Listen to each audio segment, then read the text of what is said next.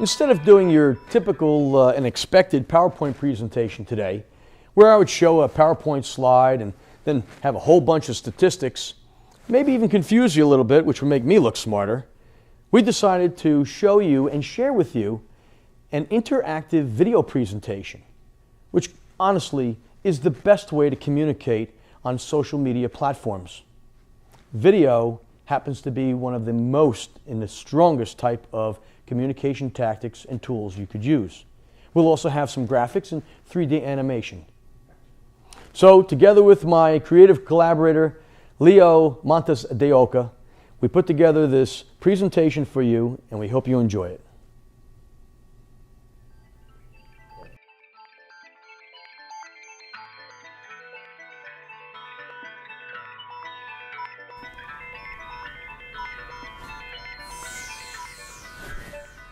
B2B marketing has changed. There's a reduction of trade publications.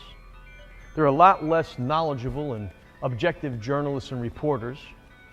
Trade shows are more costly and diminishing in value. And there's a void of information and content. But social media networks are filling that content void. And your customers are becoming the credible third-party endorsers. B2B is all about quality, not quantity. Now, if you were a consumer company, you would really want to have as many friends, as many followers as you possibly can. But the B2B world is very, very different. For instance, your total universe or target audience might be only 5,000 targeted people. If that's the case, and you had, say, 400 to 500 likes and friends on Facebook and maybe another 500-600 of followers on Twitter, that would be an unbelievably successful program. And why? Because you'd have somewhere between 10 to 20% of your actual targeted audience, the most important people you need to speak to. And you'll be exchanging ideas with them. They will be contributing to polls and information that's going to help you to become an industry leader. Remember, B2B, quality, not quantity. Caveat emptor, buyer beware. Social media doesn't sell products. It's a networking and public relations tactic. It's not a short-term activity that will contribute to the bottom line. It can't be measured with traditional ROI models. It's a long-term commitment that generates benefits and eventually a financial value. Social media network is just an extension of a good public relations program. Now, you may be saying to yourself, well, I'm going to be investing money into this program. And if that's the case, I've got to be able to measure what those results are in a certain amount of time. If you're going to be going into this endeavor with that type of thinking, I advise you not to do it, because social media does not sell product. You have to view it very much like public relations, traditional PR, which is an educational tool, a tool to engage and converse with people, to communicate with them. If, for instance, you were doing a direct response campaign via Vmail, email, direct mail, or an advertising campaign that had a specific call to action, it would be very, very easy to be able to measure that. How many dollars did you spend on the campaign? How many people responded? How many products were sold? Simple. But with social media networking and the fact that it's an educational tool, this process could take 6 months, 12 months, 18 months. So, caveat emptor, buyer beware.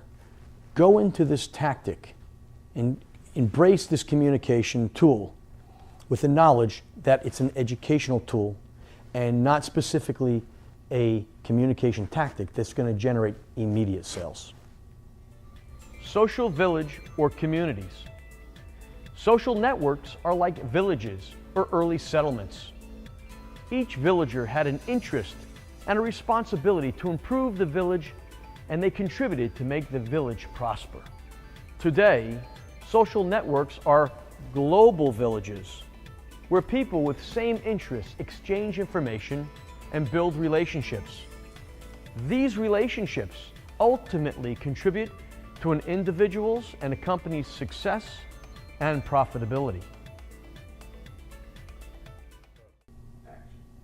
You all remember the songwriter, entertainer, Peter Allen? He had a great song that's, "Everything's old is new again." Well, guess what? There's nothing really new about social media networking.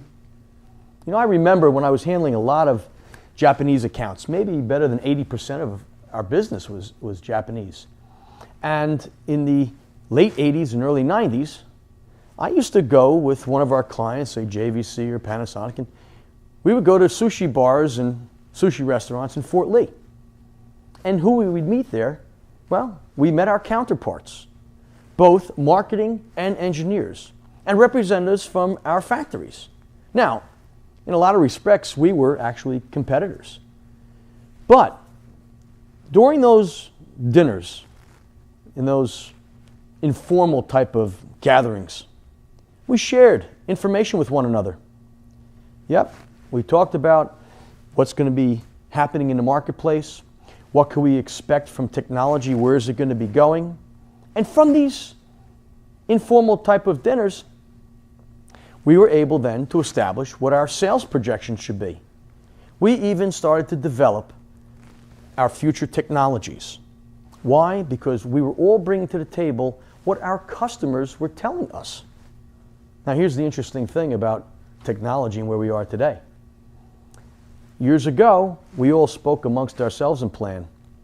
But now, guess who's invited to that dinner table? It's our customers. That's right. No longer are they sitting at the kids' table during Thanksgiving. Because of technology, because of Facebook and Twitter and YouTube and LinkedIn, they are now invited and brought to the actual adults' dinner table. And what's happening is everybody is sharing and engaging in information. And that's what social media networking is all about. Social media networks changed the way people communicate and learn about companies. Are real-time, proactive, and reactive communication platforms. Establish two-way communications between a company, their customers, and prospects. Serve as an extension of a company's customer service desk, CRM programs, and corporate branding efforts. You know, the actual book definition of integrated marketing communications is very simple. Establishing a two-way communication between yourself and your customers. Now, in the 80s and the 90s, it was a very, very costly thing to do. You know, you had to hire programmers, you were direct mailing, you were advertising, and it was a very, very expensive and arduous task. Today with social media networking, it's really easy. And what all of these social platforms have really done is they have made integrated marketing communications possible for everyone. There's no excuse. And the other benefit is it optimizes everything that you're going to be doing, both traditionally and digitally. That's your public relations, your advertising print, your banners, your ads, your email, Vmail blast, your SEM and PPC words, your trade shows, your mobile, and it's all going to contribute to better SEO. Social engagement. Controlled spontaneity, optimizes marketing efforts, maintains current and consistent content, and creates and reinforces brand loyalty. You know, guys like me in marketing, we love coming up with neat names, new buzz terminology. Controlled spontaneity. What does it mean? It means we get to control the conversation. And that's what we want to do. We want to engage our audience and we want them to speak to us. But we also would like to control the environment. You know, again, technology keeps progressing and progressing. You know, Before social media platforms like Facebook and Twitter, what do we have? We had bulletin boards. And people would go and make certain comments about our clients' products on these bulletin boards. So what we did, we would go in as another customer and we would counter their comments, especially if we knew it was a competitor trying to give negative input. And that product that we had then was called cyber PR. So everything about this social environment is really nothing new. The difference now is we know who's talking. So we have to be honest about what we bring to the table, and we have to give good, valuable, objective information. You know, social media, it's got this whole mob mentality. And what I mean by mob mentality is that if you are doing the right thing for a client, and what I mean the right thing, I'm talking about you're bringing the right kind of services. When there's a problem, you're taking care of it. That's business 101. But if you're doing that, and somebody happens to come in and put a negative comment or a negative post, we wouldn't take it down. We would leave it there and address it, because that's the perfect place. Your help desk, your CRM, customer relationship marketing program, customer retention programs. That's where we actually get the benefit. And by addressing it, and addressing it with respect and dignity, you'll find that a whole bunch of your followers, a whole bunch of your friends will jump on board and attack that negative comment. And why? Because you've been doing the right thing. Everybody knows and recognizes when you might have an irate customer and they have no credibility. Or they could recognize that it's a competitor coming in there and just trying to get an edge, and they have no credibility. People that really do engage and participate with social media networking, the majority of them are pretty smart and savvy. Become the industry authority. Market research, product development, valued vision. Industry people will talk about you. One of the best usages of social media networking is research, product development. Simple things like on Facebook. You could run a poll, yes or no type of answers. And by putting the poll out back to your customers so that they could share it with their friends and followers is incredibly important. It positions you as the authority in the industry, and yes, the industry leader. Cost-effective and efficient. Dollar for dollar, an integrated PR and social media program will outperform all marketing, media advertising, or other communication tactics. A social media strategy will enhance SEO. Implementation of a coordinated and comprehensive strategy is imperative to avoid an amateurish or negative result. When it comes to traditional communication tactics like advertising, print advertising, public relations, direct mail, and so forth, I'm sure you always heard the story or heard the saying that dollar for dollar, PR was the most cost-effective tool to utilize. Very simply, for what you were investing in your PR program, your reach and frequency was probably 10, could have been 20-fold that of placing an ad in a publication. A trade publication, that is. And social media networking has now taken that to a whole nother level. And social media, a good comprehensive PR and social media strategy, is without question the most cost-efficient and effective tool for getting your word out. But what else does it do? It raises you on SEO. You all know how that works with SEO? Algorithms change the way we change our socks. Google will be changing their algorithms, might be every day. However, there's a couple of things that work into this formula. One is, the more places you are with that specific content, the more opportunity it is for you to get raised up on a search engine. Very simply, and I'll give you an example, ENG lenses, right? Electronic news gathering lenses. You know, the search goes, somebody goes in and happens to go in and search looking for ENG lenses. Now, if you happen to have a whole bunch of Facebook posts and Fuji is tied to these optical lenses, ENG, and now we have a whole bunch of tweets and ENG is in the beginning of our tweets, and we have a blog and ENG is in the majority of our content, and you have it on your website, and you have it on microsites. Look at how many different places you are. Now, that's not even to say when we can actually tie you to third-party blogs and third-party websites. Now, ENG is tied to you in multiple places. And when they go out, the spiders go out to search the entire net, they're looking. And one of the criteria in this formula is how many places can you be tied to in this search that happens to say ENG.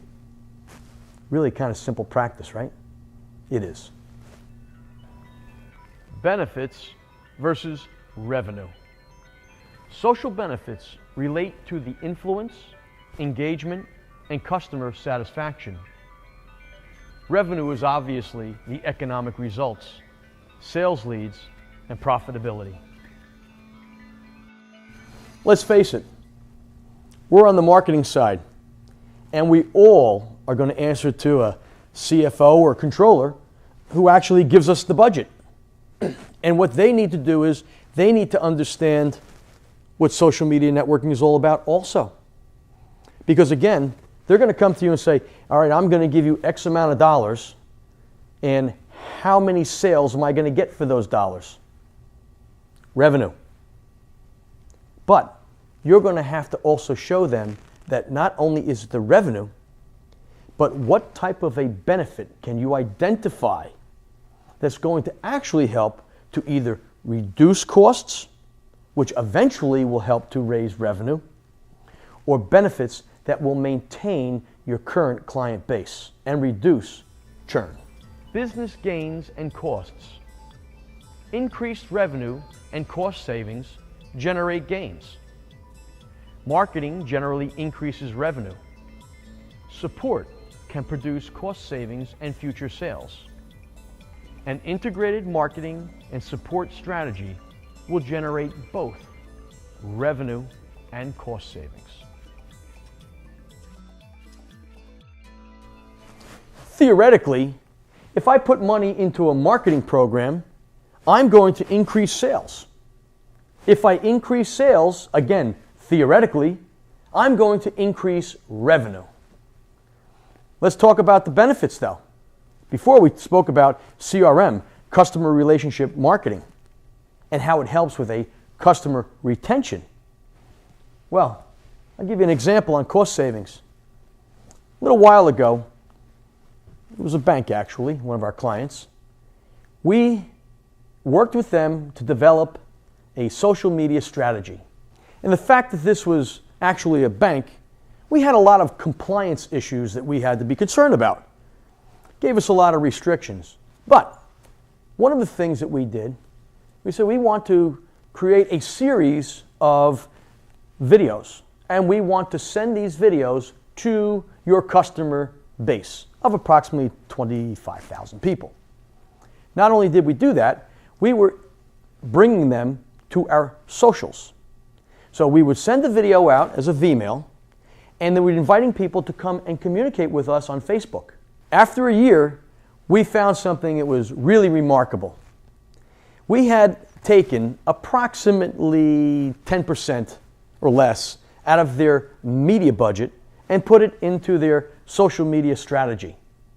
And what did that generate? It generated a reduction, significant reduction in their churn rate.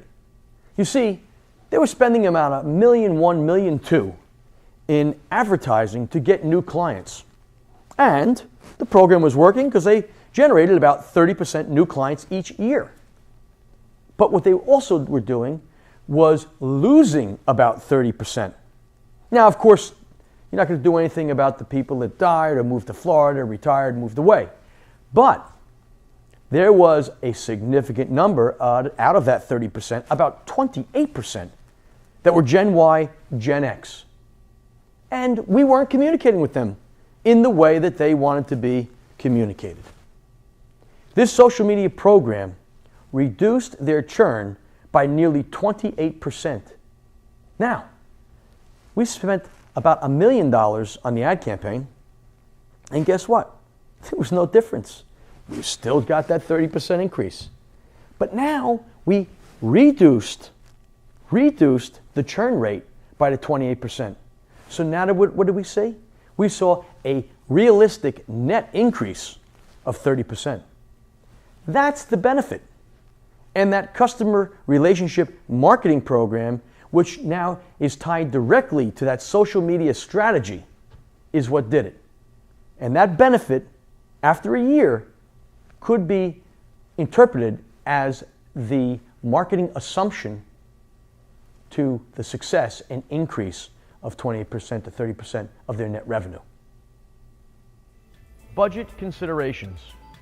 People, internal coordinator, and external professionals. Technology, Radian 6, Atensity, and Isabel Technologies. Google Analytics, awareness and dashboard hubs.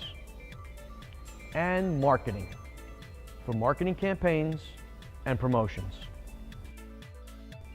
When it comes to implementing a social media strategy, there's only 3 things you need to budget for and allocate your dollars appropriately for. 1 is your people. 2 is the technology. And 3 is the least costly, which is your marketing expenditure.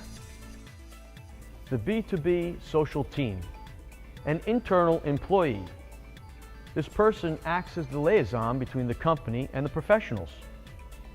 They would be responsible for coordinating posting schedules and processing approvals. The external professionals. They develop an integrated strategy and social schedule, create content, produce videos, post and distribute content, monitor and engage with the audience, establish relationships with third-party bloggers and websites, measure results, develop monthly reports, and provide ongoing recommendations.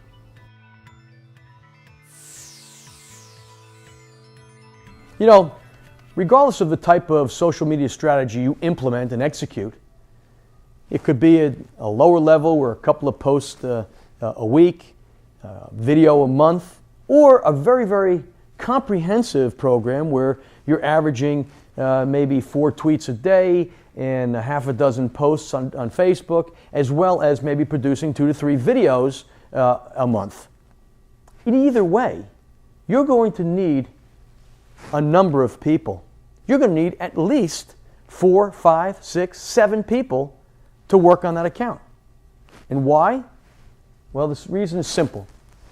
Your strategist is the person that basically takes all of the analytical information that we're receiving from a number of different sources and constantly refining the strategy, moving different things around, posts, changing the tonality of what we're talking about, the content.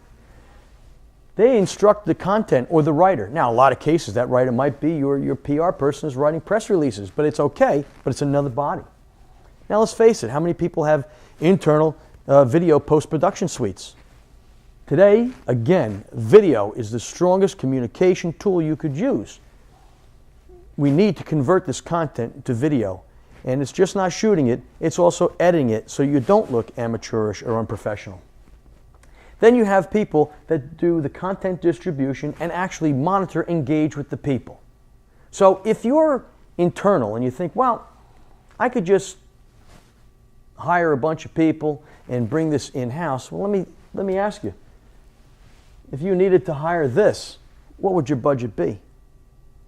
$40,000, $50,000, $250,000. I can guarantee you that it's not going to be, for say a small account, $40,000 to $50,000 a year, 7 people. And even if I was on a comprehensive program and you were spending $100,000 to $120,000 a year, could you really hire 4 to 5 people? And these are the professionals that are doing it every single day of the week, of the month, of the year. They live it, they sleep it, they eat it. And the whole thing with social media networking is consistency, being constant, and never ever ignoring a particular post. If you do this internally with one person or even 2 people, they'd never be able to take a vacation, they can never get sick, there's no backup. So think about people from the internal aspect and hiring the professionals, and how would you utilize your dollar allocation the best and the most effective way. Technology. Radian6 monitors all social networks for mentions, company names, brands, and other keywords. They provide trending data to help reevaluate strategy and maximize social media efforts. It helps find customers and prospects. We prefer Radian6 to monitor B2B. Google Analytics, another analytical tool utilized for measuring SEO and web activity. And Facebook Analytics. This is also an analytic tool to target demo, geo, and social data. I can't stress enough the importance of monitoring and measuring all of the activity level on your social platforms. The thing is, it's very affordable. Radian6, which is an extraordinary type of product, actually goes out and measures where people are talking about you, how they're talking about you, the tonality, the sensitivities, what type of content do they want the most. And a product like Radian6 is really affordable, especially if you engage or purchase it through your agencies. Why? It probably costs you about $600 a month. Now, if you're spending $40,000 or $50,000 a year, isn't $600 a month worth it? The other ones, Facebook Analytics and Google Analytics and even YouTube Analytics, they're all free. And the thing that we would do is, and what your strategist ought to be doing, is taking all of the free analytics, combining it with a Radian6 type of analytical tool, and putting together summary reports for you each month so you know exactly what's happening on your social media platforms as well as your competitors. Marketing and communications. Tell the world you're there. Traditional and digital ad campaigns. Direct response. Direct mail campaign. Email and Vmail campaigns. Public relations and publicity. Online promotions. Trade shows and event signage. I said that the marketing aspect of this, and looking at your budget, was going to be the least expensive one. And it is. Because no matter what you do, no matter what, if it's a piece of stationery or an email goes out, you should always include the socials that you're on. So you're just piggybacking your existing budget. Now, I wouldn't advise you to go out right now and have a whole campaign telling the world, wow, we are on the social media platforms. We're on Facebook or we're on Twitter.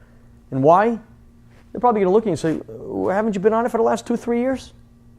So making a big deal out of the fact you are now in the social media environment, I wouldn't advise it.